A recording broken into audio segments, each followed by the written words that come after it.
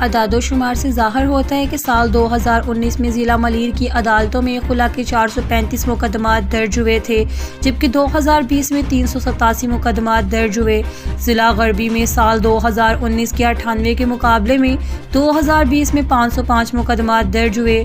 अलावा अजीज़ ज़िला जुनूबी में 2019 में 154 मुकदमात दर्ज हुए, जबकि साल 2020 में 422 मुकदमात दर्ज हुए। ज़िला शर्की में साल 2019 में 259 केसेस के मुकाबले में साल 2020 में 1249 केसेस दर्ज किए गए।